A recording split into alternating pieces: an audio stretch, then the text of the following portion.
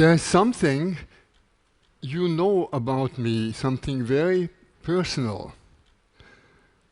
And there's something I know about every one of you that's very central to your concerns.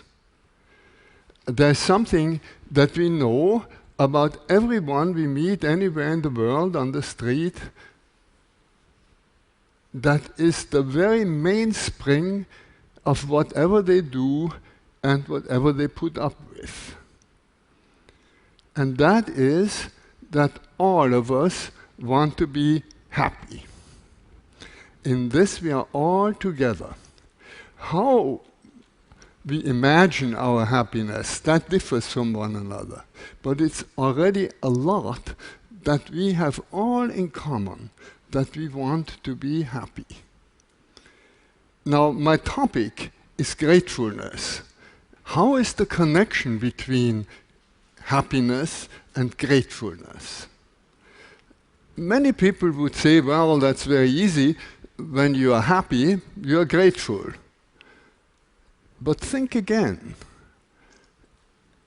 Is it really the happy people that are grateful?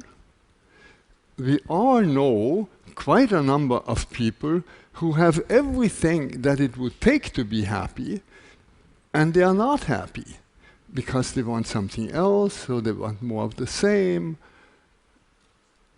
And we all know people who have lots of misfortune that we ourselves would not want to have. And they are deeply happy. They radiate happiness. We are surprised. Why? Because they are grateful. So it is not happiness that makes us grateful. It's gratefulness that makes us happy. If you think it's happiness that makes you grateful, think again. It's gratefulness that makes you happy. Now, we can ask, what really do we mean by gratefulness? And how does it work? I appeal to your own experience. We all know from experience how it goes. We experience something that's valuable to us. Something's given to us that's valuable to us. And it's really given. These two things have to come together. It has to be something valuable, and it's a real gift. You haven't bought it, you haven't earned it, you haven't traded it in, you haven't worked for it, it's just given to you. And when these two things come together, something that's really valuable to me, and I realize it's freely given, then gratefulness spontaneously rises in my heart, happiness spontaneously rises in my heart. That's how gratefulness happens. Now, the key to all this is that we can not only experience this once in a while, we can not only have grateful experiences, we can be people who live gratefully. Grateful living, that is the thing. And how can we live gratefully? By experiencing, by becoming aware that every moment is a given moment, as we say. It's a gift. You haven't earned it, you haven't brought it about in any way, you have no way of assuring that there will be another moment given to you. And yet, that's the most valuable thing that can ever be given to us.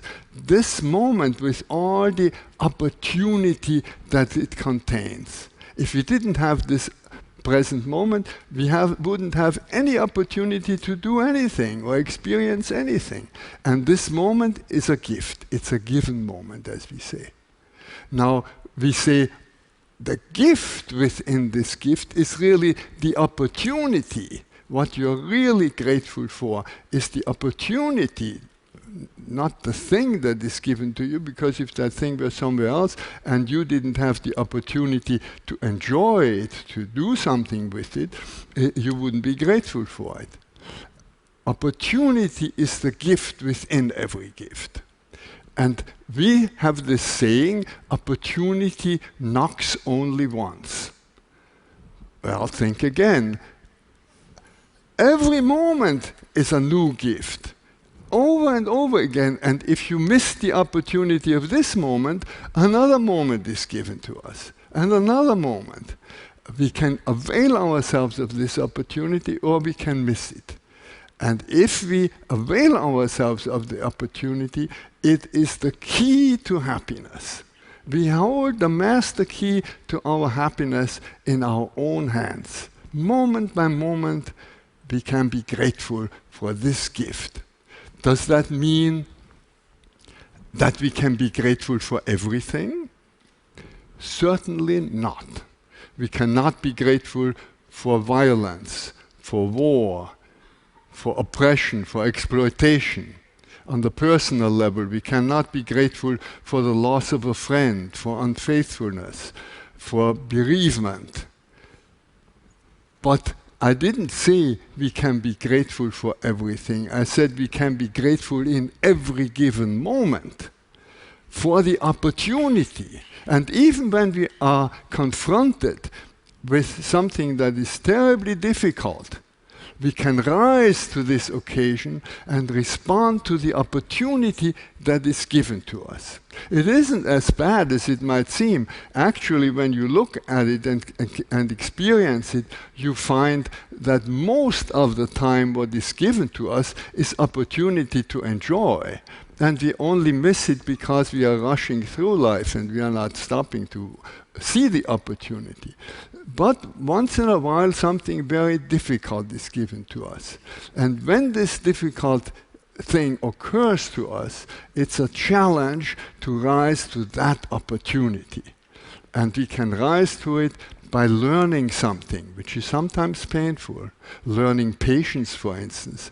We have been told that the road to peace is not a sprint, but is more like a marathon. That takes patience. That's difficult.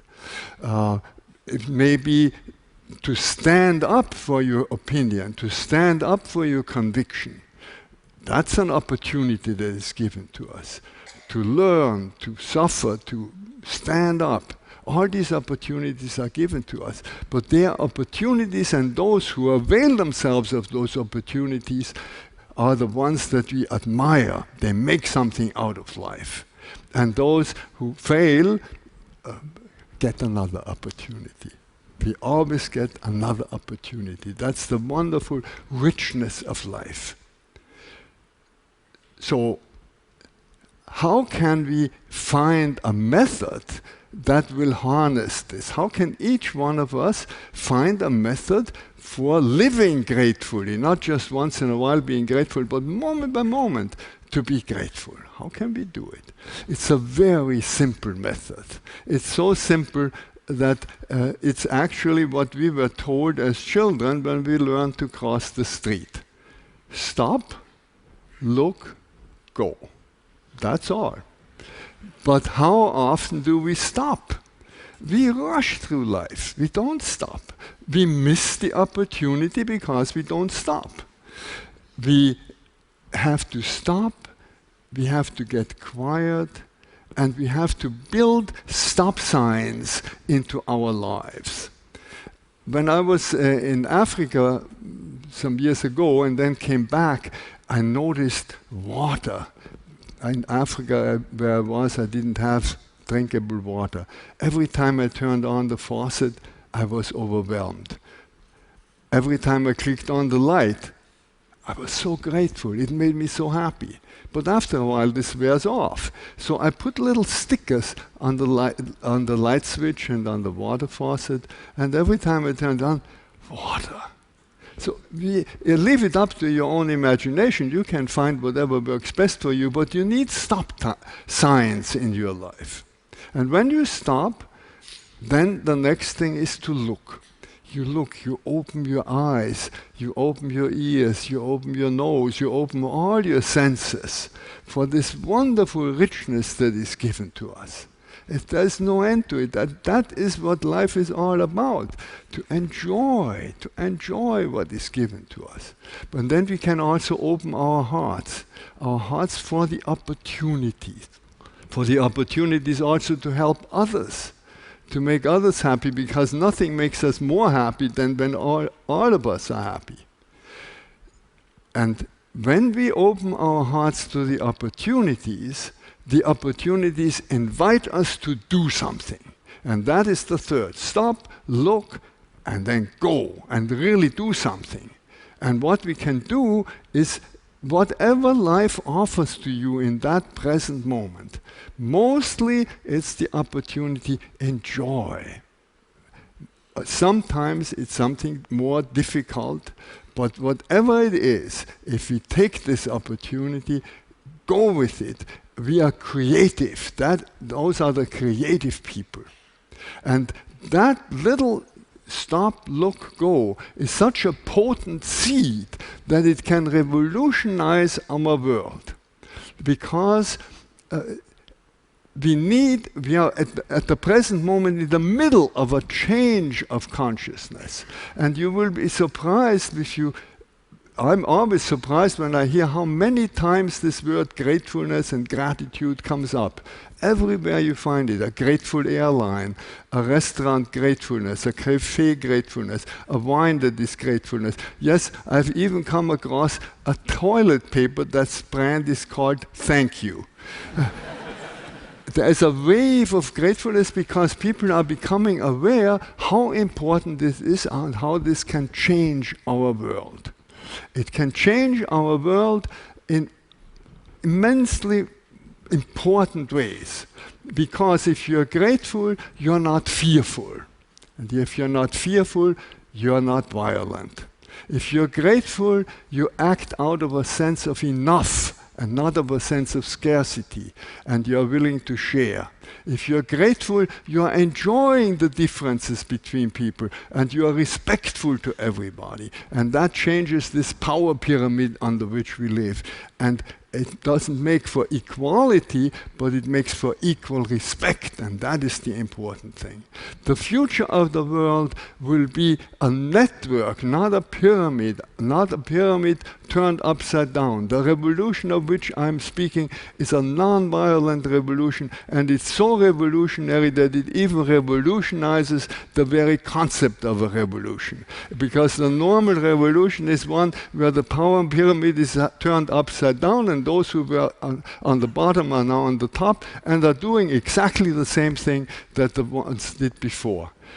What we need is a networking of smaller and smaller groups who know one another, who interact with one another, and that is a grateful world. A grateful world is a world of joyful people. Grateful people are joyful people. And joyful people, the more and more joyful people there are, the more and more we'll have a joyful world.